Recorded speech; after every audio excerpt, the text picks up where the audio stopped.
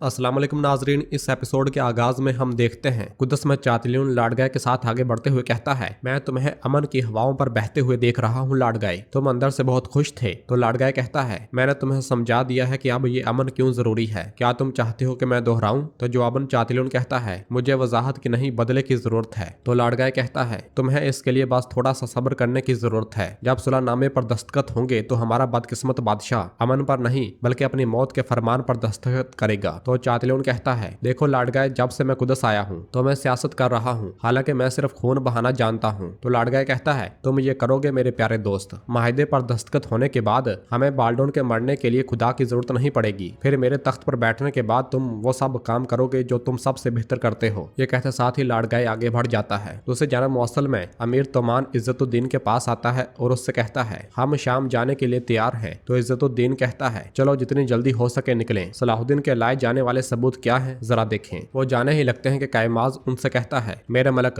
अगर मुझसे पूछें तो मुझे नहीं लगता कि हमें सलाहुद्दीन पर भरोसा करने की जरूरत है। तो इज्जतुद्दीन पूछता है, तुम्हें किस चीज की फिक्र है कायमाज? तो कायमाज कहता है, मुझे डर है कि वो हमें अपनी जमीनों पर फंसाएगा और वहां हमारे खिलाफ साजिश करेगा। तो जवाबन तोमान कहता है, शाम जिस कदर उसकी सरजमीन है उतनी ही हमारी भी सरजमीन है। फिर इज्जतुद्दीन कहता है, तोमान ठीक कह रहा है, अगर हम सलाहुद्दीन के साथ एक साफ में खड़े ना हो तब भी वो ऐसी कोई घटिया हरकत नहीं करेगा, मुझे यकीन है। फिर तोमान कहता है, अगर वो हमारे साथ बुग़्ज़ रखता तो वो मैदान जंग से वापस न आता। कायमाज कुछ कहने लगता है तो इज्जतुद्दीन उससे रोकते हुए कहता है, बस तमाम जरूरी इकदाम कर लिए गए हैं और हम शाम जा रहे हैं। इसके साथ ही वो तीनों आगे बढ़ जाते हैं। उधर सुल्तान अपने साथियों के साथ कुदस जा पहुंचते हैं। सुलेबी सिपाही महल के बाहर उनके सामने खड़े होते हैं। गोकबोरू कहता है, ये ऐसा नहीं है जैसा हम चाहते थे, हमें अपने परचम उठाए और लहराते हुए कुदस में दाखिल होना चाहिए था। सुलेब के साए तले अमन की मेज पर बैठना मेरे खून को जला रहा है। फिर कराकोश कहता है, कैरे की सुरंगों में जंग लड़ने वाले जबरदस्त सिपाही मेरे जहन में आ रहे हैं, मेरा दम घुट रहा है। तो एथरस कहते हैं, भाइयों, अब पछताने का कोई फायदा नहीं है, हम अपने सुल्तान पर भरोसा करेंगे, उन्हें जरूर कुछ मालूम होगा। इसी दौरान बालन विलियम और दीगर साथियों के साथ उनके सामने आता है। सुल्तान को देखते हुए विलियम कहता है, हम सलाहुद्दीन को जहर करने में कामयाब हो गए हैं बालन। तो बालन कहता है, रुको, हमारा इम्तिहान अभी शुरू हुआ है। उनकी बातें सुनते हुए चातलियन लाडगाय से कहता है, इन दोनों की अपनी नाअहली को अपनी फतह समझने पर मुझे अफसोस हो रहा है। तो जवाबन लाडगाय कहता है, थोड़ा सब्र चातलियन, बादशाह को जिस चीज की जरूरत है वो यही है। और फिर सुल्तान के पास पहुंचने के बाद बालन कहता है, हमारे शहर में खुश आमदीद, कुदस इस मौसम में बहुत अच्छा होने वाला है, मुझे खुशी है कि आपने इसका मुशाहिदा किया। तो सुल्तान कहते हैं, मैं इस मुबारक शहर के एक एक इंच को जानता हूँ, आप विलियम से पूछ सकते हैं, उससे अच्छी तरह तजर्बा है। तो विलियम कहता है, तुम सिर्फ ख्वाब में जी रहे हो सुल्तान, और जहाँ तक हमारा ताल्लुक है हम इसकी हदूद में सांस ले रहे हैं और इसकी पैमाइश इससे नहीं की जा सकती। और फिर बालन कहता है, बादशाह आपका इंतजार कर रहे हैं, बराए करम आ जाएं। इसके साथ ही सुल्तान काजी फाजिल और बोरो के साथ आगे बढ़ जाते हैं। और फिर लाडगाय चातलियन से कहता है, अमन की मेज पर तुम्हारी मौजूदगी चीजों को मुश्किल बना सकती है चातलियन, तुम इसलिए यहीं रहकर सलाहुद्दीन के सिपाहियों पर नजर रखो। तो चातलियन कहता है, इसमें कोई शक नहीं कि मैं इनके साथ बड़ी सखावत के साथ पेश आऊंगा। ये सुनते साथ ही लाडगाय भी आगे बढ़ जाता है।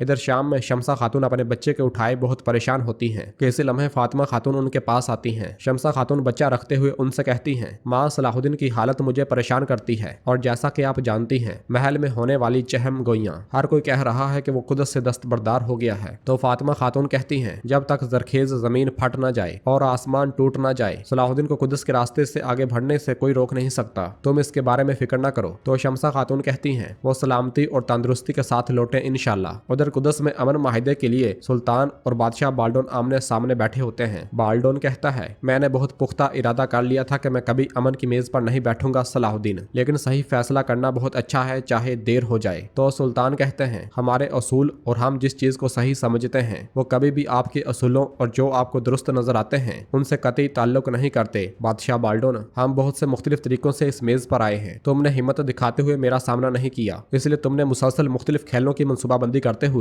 मुझे सुलह पर मजबूर किया। दर हकीकत मैं आखिरी शख्स हूँ जो तुम्हारी बादशाह की साख को बचा सकता हूँ, लेकिन ये तुम्हारी जीत नहीं है, तुम्हें मालूम होना चाहिए। तो बादशाह बाल्डोन कहता है, मेरी बीमारी ने मुझे सिखाया है कि मुझे मुस्तकबिल या मेरे माजी को देखे बगैर मौजूदा लम्हे में रहना चाहिए। और फिर बालन कहता है, हमें अभी जो चीज मतलूब है वो ये है कि हम हमारे दरमियान अमन कायम करें। तो जवाबन सुल्तान कहते हैं, जबरी अमन आने वाली जंग का सिर्फ महरक है, लेकिन ये आपने मुंतखब किया है, मैं इस पर तुम्हारी तामील करूंगा, शराइत पर बात किए बगैर फौरन मेज को तस्लीम करें। तो लाडगाय कहता है, तुम बहुत जल्दबाज हो सुल्तान सलाहुद्दीन, मैं तुम्हें याद दिलाना चाहता हूँ कि तुम यहाँ शाम में अपने तख्त पर नहीं बैठे, यहाँ पर हमारे असूल चलते हैं। और फिर बाल्डोन कहता है, मजहर को तुम्हारे हवाले करने से पहले एक आखिरी शख्स है जो आपको पूरी करनी होगी। तो काजी फाजिल कहते हैं, ये मुनसफाना नहीं है, ये अमन माहिदे से कैदियों के तबादले के माहिदे तक गया। तो विलियम कहता है, हमें इसकी परवाह नहीं कि आप इसे क्या कहते हैं, लेकिन आपको मालूम होना चाहिए कि हमारी शराइत नाकाबिले बहस है। तो सुल्तान पूछते हैं, वो शर्त क्या है? और फिर बाल्डोन के इशारे पर बालन कहता है, हमारे बादशाह आपके साथ मिलकर हज के रास्ते की हिफाजत को यकीनी बनाने के लिए शोबे का किला चाहते हैं। यह सुनकर साथ ही सब लोग चौंक जाते हैं। और फिर बालन मजीद कहता है, ये असल में अमन का जामिन होगा, हम मजहर को उस वक्त तक नहीं छोड़ेंगे जब तक कि आप किला हमारे हवाले नहीं कर देते। यह सुनते साथ ही सुल्तान गुस्से के साथ उन्हें देखते ही चले जाते हैं। जबकि महल के बाहर चातलियन एथरस और उनके साथियों से कहता है, सलाहुद्दीन की भेड़ो, अगर तुम अपने चरवाहे का इंतजार कर रहे हो तो वो तुम्हारे सरों के लिए सौदेबाजी कर रहा है। यह सुनकर एथरस गुस्से से कहते हैं, सुरख शैतान, मेरी तरफ देखो, हमारे सुल्तान का अगर कतई हुक्म ना होता तो मैं तुम्हें यहीं पर कत्ल कर देता। फिर गोकबोरू कहता है, तुम्हारे इस सर को इस्लाम की तलवार से कोई नहीं बचा सकता। जब वो दिन आएगा तो वो वह चीज जिसका मुझे अफसोस होगा वो क्या है, क्या तुम जानते हो? तो चातलियन कहता है, क्या है? तो गोकबोरू कहता है, हमारे सुल्तान की तलवार तुम्हारे नापाक खून से रंगी होगी। तो चातलियन कहता है, मैं देख रहा हूँ कि तुम अमन के मुंतजर बदमाशों के एक ग्रोह के लिए बहुत बोल रहे हो। कराकोश और गोकबोरू आगे बढ़ने लगते हैं तो एथरस उन्हें रोक देते हैं और कहते हैं, पुरस्कून हो जाओ भाइयों, यह चाहता है कि हम हमला करें ताकि अमन मुज़ाकरात मुकम्मल न हो। अंदर बोरो गुस्से से कहता है, ये लालच है, तुम किस हक के साथ शोबक मांग रहे हो? तो काजी फाजिल कहते हैं, हम आपको ऐसा किला क्यों सौंपेंगे जिससे तजारती रास्ते और हज का रास्ता नजर आता है? तो बालन कहता है, बिल्कुल इसलिए मैंने कहा कि उस रास्ते से सिर्फ मुस्लिम काफिले नहीं गुजरते। रास्ते के कुछ हिस्से की हिफाजत आप यकीनी बनाएंगे और कुछ हिस्से की हिफाजत को हम यकीनी बनाएंगे। मगर काजी फाजिल कहते हैं, ये ऐसी चीज है जिस पर बहस भी नहीं हो सकती। तो बाल्डोन कहता है, ये नाकाबिले कबूल नहीं है, क्योंकि मेरे लोगों के दरमियान मुशरिकीन अरब भी रहते हैं। इस सरजमीन पर उस वक्त तक हकीकी अमन नहीं आएगा जब तक कि एक ईसाई बादशाह मुसलमानों की हुकूमत और उनकी देखभाल न करे। तो सुल्तान कहते हैं, हम सदियों से आपके कहने के बरक्स कर रहे हैं, लेकिन आप में से किसी ने इसे खातिर में नहीं लाया और जुल्म का रास्ता इख्तियार किया। यह सुनकर बालन कहता है, दोनों जमातों ने माजी में एक दूसरे को नुकसान पहुंचाया है, लेकिन हमें अब मुस्तकबिल की तरफ देखना है। लाडगाय कहता है, फैसला करो सुल्तान सलाहुद्दीन, अगर इस मेज को तोड़ोगे तो मौसल में भी इसका चर्चा सुना जाएगा। बोरो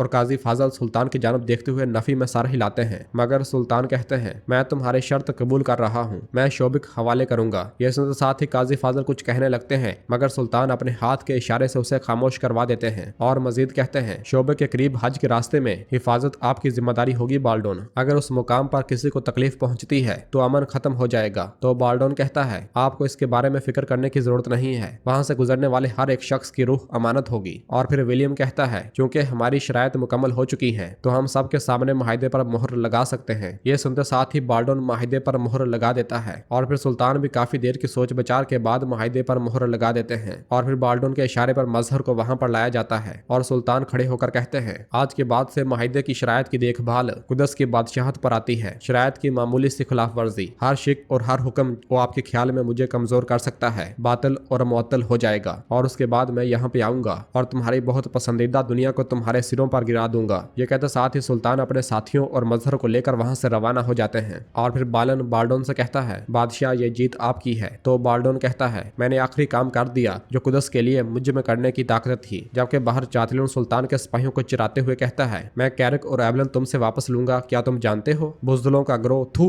यह सुनते साथ ही सुल्तान के साथी अपनी अपनी तलवारें बेनियाम कर लेते हैं, मगर वहां पहुंचने वाले सुल्तान गुस्से से कहते हैं, तलवारें नीचे करो। सुल्तान को देखते हुए सब पीछे हट जाते हैं और फिर सुल्तान कहते हैं, हमारा काम यहाँ पे खत्म हो गया है। ये कहते साथ ही वो अपने साथियों के साथ वहां से रवाना हो जाते हैं। इधर इज्जतुद्दीन तोमान और अमीर कायमाज के साथ शाम पहुंचता है, जहाँ पे कारातेगन उसे खुश आमदीद कहता है और फिर खलील कहता है, आए आपको आपकी आरामगाह में ले चलें। तो कायमाज कहता है, हम आराम करने के लिए नहीं आए। सलाहुद्दीन कहाँ है? तो खलील कहता है, हमारे सुल्तान अभी वापस नहीं आए। तो कारातेगन कहता है, जाहिल कायमाज, फिक्र न करो, हमारे सुल्तान की आमद के साथ तुम्हारा अंजाम भी करीब है। तो कायमाज गुस्से से कहता है, सोच समझ कर बोलो कारातेगन, मेरा इससे क्या ताल्लुक है? तो कारातेगन कहता है, हम वक्त आने पर बात करेंगे। तो इज्जतुद्दीन कहता है, सलाहुद्दीन के आते साथ ही इंतजार किए बगैर खबर करना, जाया करने के लिए मेरे पास कोई वक्त नहीं है। यह कहते साथ ही वो महल में चला जाता है। और नाजरीन इसी जगह पर एपिसोड भी खत्म करते हैं। मिलते हैं बहुत जल्द अगली एपिसोड के साथ। वीडियो को लाइक कर दें और जिन दोस्तों ने अभी तक चैनल सब्सक्राइब नहीं किया वो जल्दी से चैनल सब्सक्राइब कर दें और बेल आइकन यानी घंटी वाले निशान को भी प्रेस कर दें ताकि आने वाले एपिसोड आपको आसानी मिल सके। दुआओं में याद रखें। अल्लाह हाफिज।